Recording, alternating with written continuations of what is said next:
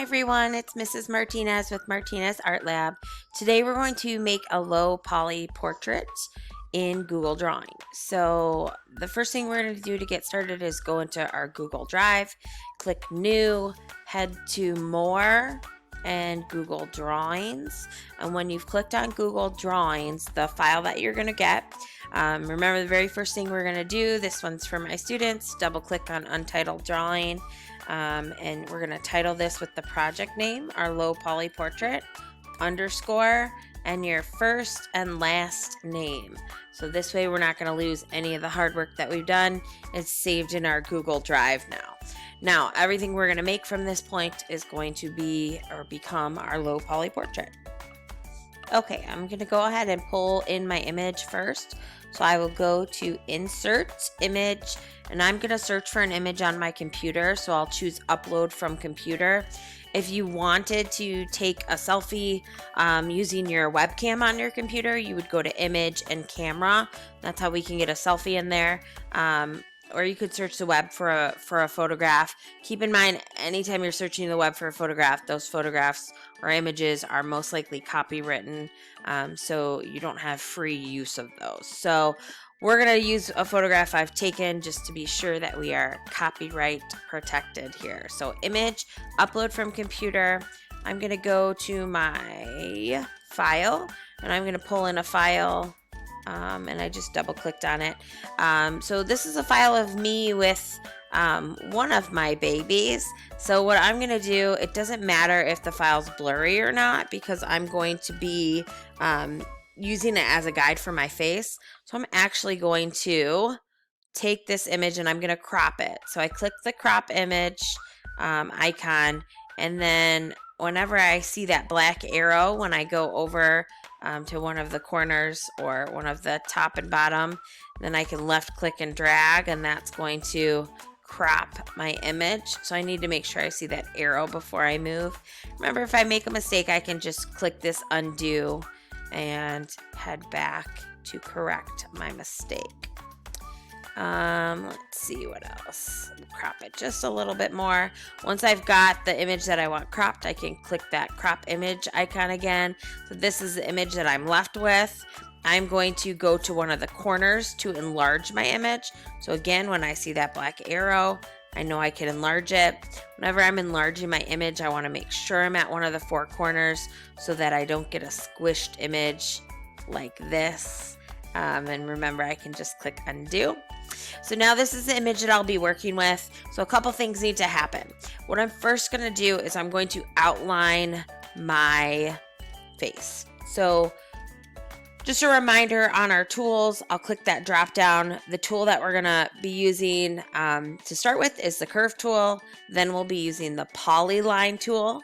So I will click on the curve tool. The curve tool is going to outline my hair, my face, and some of my larger features, eyes, nose, mouth. Okay. Remember, whenever we're working in Google Drawing, it's a lot easier to work and capture some detail when we use this magnifying glass to zoom in. So I'm at 200% right now. I think that's going to be big enough for me to work. Now that I am using my curve line tool, I'm going to make sure that's clicked, and every click I make will make a new point. So every click I make, if I want to curve, I'm going to have to click. So click, click, click, click, click, click, and so on. I'm going to keep clicking along.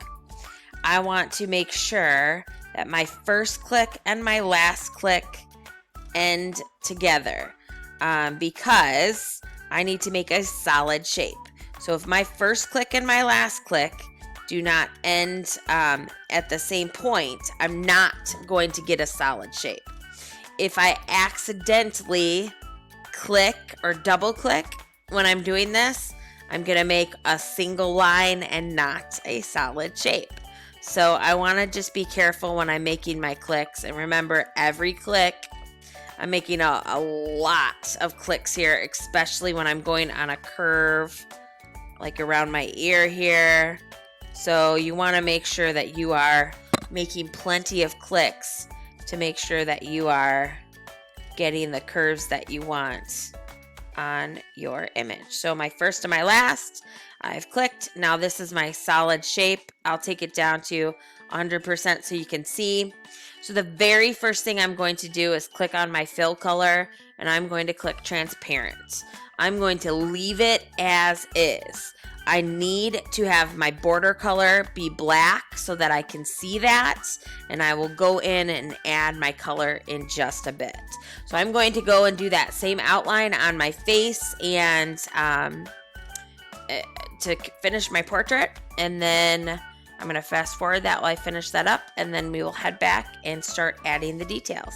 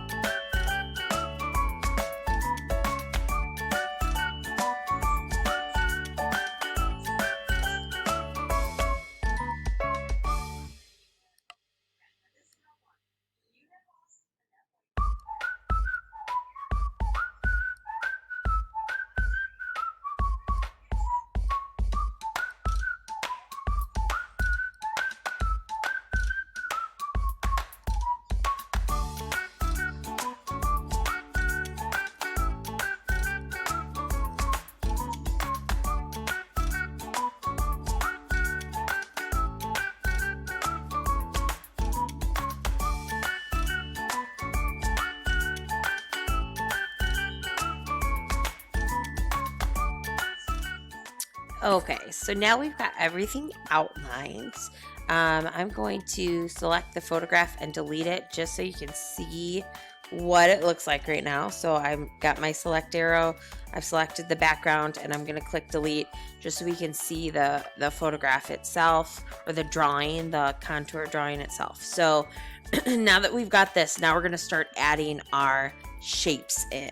I'm actually going to bring the photograph back, and I'm going to kind of bounce back and forth to bring that back. Or you know what, let's bring it right to the side.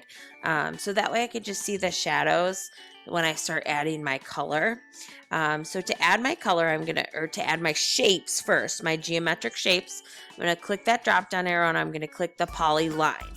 The Polyline tool will let me create geometric shapes. So I'm going to delete that. So this is how I'm going to create my geometric shapes. Click, click, click, click. So all my shapes are going to be 3-sided shapes. I'm going to delete that. I'm going to enlarge my image because now I need to bring my image full of all these geometric shapes. So, and the only exception to that will be where I've got a curved contour.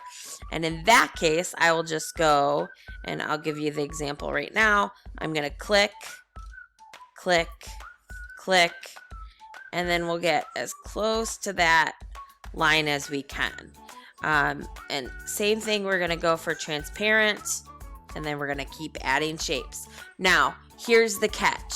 Every time I add a geometric shape, I want them to be different sizes, but I also need to make sure they overlap. So this is the tricky part. When I click right here, I need to click and click. This is not a complete shape. I need to go over that line to click. If I don't see that solid color, that is not a complete shape, and I'm going to have to redo it. So I'll go ahead and click that transparent. I'm going to do just a couple more with me narrating. Click, second click, third click, fourth click. And again, when I see that shape, I know that I've made when I see that shape color in, I know that I've made a solid shape. My first click and my last click on the shape need to be on top of each other to close that shape up. If I were to accidentally do click, click, click, that is not a shape. It looks like a shape, but it's not. So if I use my select arrow, I'll show you when I move that over, that's what I've just drawn. I did not draw a complete shape. And when I go to add color, that's going to be a problem. So I'm going to delete that. And then I'm going to go back to my Polyline tool, and I'm going to keep drawing my shapes. Again, I'm going as close to that contour as I can. And I've got that solid shape. So I'm going to keep making this transparent.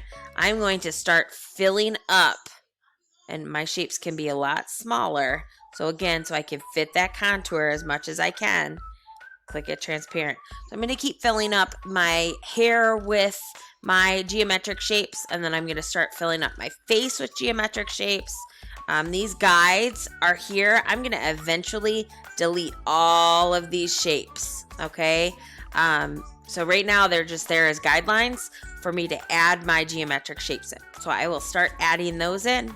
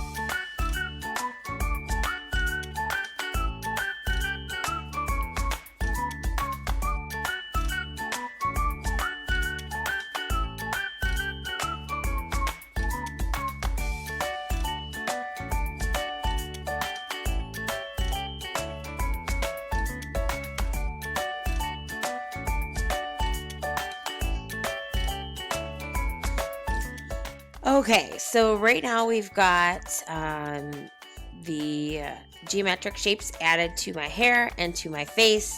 Kind of lost my nose in the mix, so I just want to start adding colors so you can see how we're going to add the colors. So a couple things are happening here.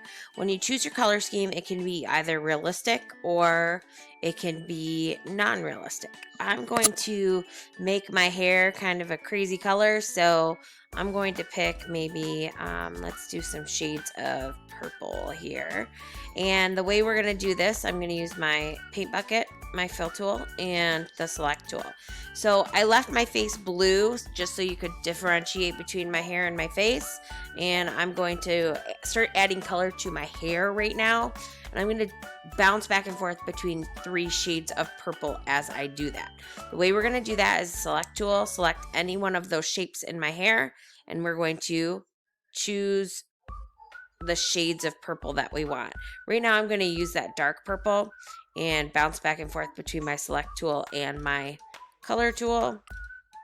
And I'm just going to go in, and my hair I'm not too concerned about where that value is laying.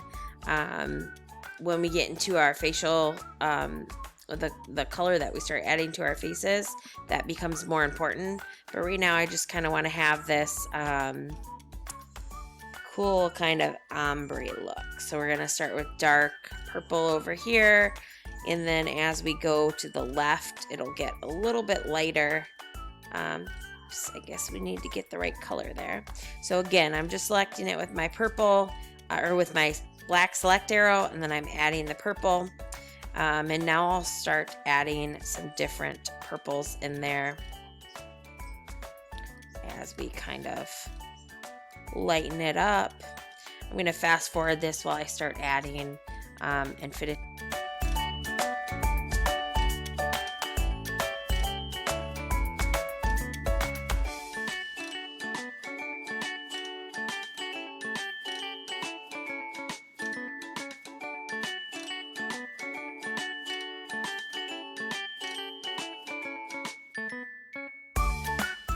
Okay, so we've got color added to my hair right now. And what we're going to go ahead and do is start adding color to my face before we finish out and add the geometric shapes, the bottom, and in the rest of my facial features. So because they're blue, we're just going to be changing colors. We have a couple options. We could make this kind of a crazy color, or we could use an actual skin tone. I'm going to opt for actual skin tone colors. So what I will do is, if you look at the color panel we don't have any good skin color options. So we're going to have to make our own skin tone. Everybody who wants to use a skin tone color is going to have to make a custom color. So here's how we do it. I'm going to look at my skin, and I'm going to choose the color that is probably the closest I can get. It's not really my skin color, right? It's close, but not really. So I pick the color closest, and I will click custom, and it pulls open this box of color that I can now choose. My skin colors, I'm going to make it just a little bit. Okay, let's see. So I just clicked to move the color. This is the new color. I'll click OK. When I click on my paint bucket tool, I can see the custom color I've created. What I'm going to do is I'm going to create about 4 to 5 custom colors, and then I'm going to bounce back and forth between those colors for my skin tones. So I'm going to keep that custom color as my selection. I'm going to click custom, and I'll make just a little darker one for where I'm going to be adding shadows. Okay. And so now I've got 2 colors. I'm going to create a 3rd custom color and create a darker one for more shadows. And then I'll create a 4th custom color. I'm going to need a really lighter one for my skin tone. Click OK. So right now I've got these 4 colors. I'm going to stick with those 4 colors for me. I just want to give you a tip if you have a darker skin tone before I start working on my portrait. So I'll click on custom. I'm going to click one of probably a red color. And when I click on this paint bucket tool and I click custom, I can go down and I can create a deeper, richer tone of brown if I need to. And then I can also, let's just keep it there. I'll click OK. So it's still kind of that maroonish color, but again, it's closer, and this is how I'm going to be able to get my custom brown skin tones and darker than mine. Okay, so here we go. We could just play around with that and get, there we go. Now we're getting some better brown skin tones here that we can add. So I'll keep adding those skin tones. That's how you make a custom skin tone color. I'm going to start adding color to my face and fast forward this while I do.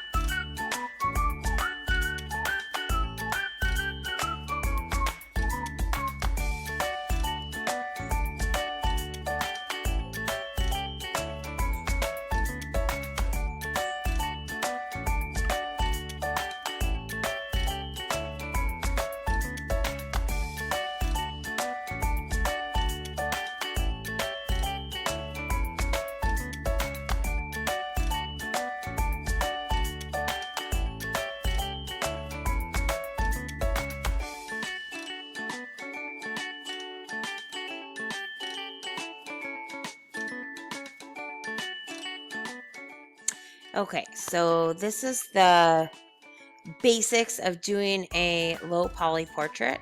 So I'm going to do a couple things to finish it up. First, I'm going to select the photo. I'm going to delete it. And now that I've got my photo, I'm going to fit it so you can see the last step of my low poly portrait. And this is what I need to do to make sure that I've done this correctly, is take my black arrow, my select tool. I'm going to left click, drag, and select everything in my low poly portrait. My last step is to go to the border color. I'm going to click that and click transparent. That's going to take away my black outline. I'm going to click to the side, and now I've created my low poly portrait. Now I can see I probably want to go in and correct my nose so that you can see my nose better. I'll probably go in and maybe do a little bit to my mouth here, to the smile. But for the most part, my low poly portrait turned out great. I'm good with what I see. Anywhere we see some white edges means I didn't line my shapes up right. So those are all little tweaks that you can do to make your low poly portrait. Have so much fun.